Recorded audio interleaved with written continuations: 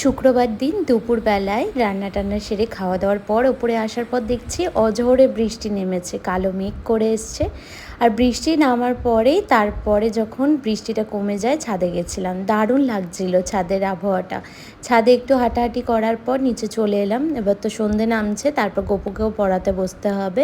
আর এরকম বৃষ্টির দিনে না বেশ মনটা খারাপ খারাপ লাগে, কিন্তু কেন হয় এরকম জানি না।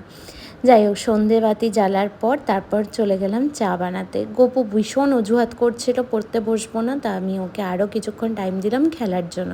একবার খেলার নেশা চেপে গেলে আর কিছুতেই পড়তে বসতে চায় না। যাই হোক, চাটা বানিয়ে নিয়ে তারপর ভাবলাম ওকে ওপরে নিয়ে যাব, দিয়ে পড়াবো। আসলে এইচডাব্লিউগুলোতে অনেকটাই বাকি রয়েছে, সেটা যতক্ষণ না কমপ্লিট হচ্ছে আমার শান্তি হচ্ছে না। আর এদিকে রাতে আজকে মাকে বললাম যেহেতু বৃষ্টির ওয়েদার তাই আজকে লুচি বানাবো। তো চাটা খেয়ে গপুকে পড়ানোর পর তারপরে সোজা চলে গেছিলাম লুচি বানানোর জন্য। একদম গরম গরম ফুলকো ফুলকো লুচি, এটা বৃষ্টির দিনে তো একদম দারুণ একটা রাতের ডিনার। রাতে রুটি তরকারি তো হয়, কিন্তু প্রত্যেক দিন তো আর লুচি হয় না। বৃষ্টির ওয়েদার বলে একটু ভাজাভুজি খেতে মন চাইছিল, তার মধ্যে লুচিটা বানিয়ে আমি আমার যাকে বললাম তুমি একটু টেস্ট করে দেখো তরকারির লুচিটা কীরকম হয়েছে। তো ওকে দিয়ে দিয়েছে। আর গরম গরম এরকম ভাজতে ভাজতেই ফুলকো লুচি খাওয়ার মজাটাই আলাদা।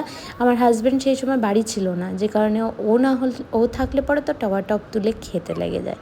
যাই হোক, এদিকে তারপর গাটা ধুয়ে একটু স্কিন কেয়ার করে নিলাম, তারপর একটু সিনেমা চালিয়েছিলাম। এখন স্কুইড গেমটা দেখার খুব নেশা ধরেছে কদিন ধরে। সবাই মিলে একসাথে এইভাবে রাতের ডিনারটা কমপ্লিট করলাম।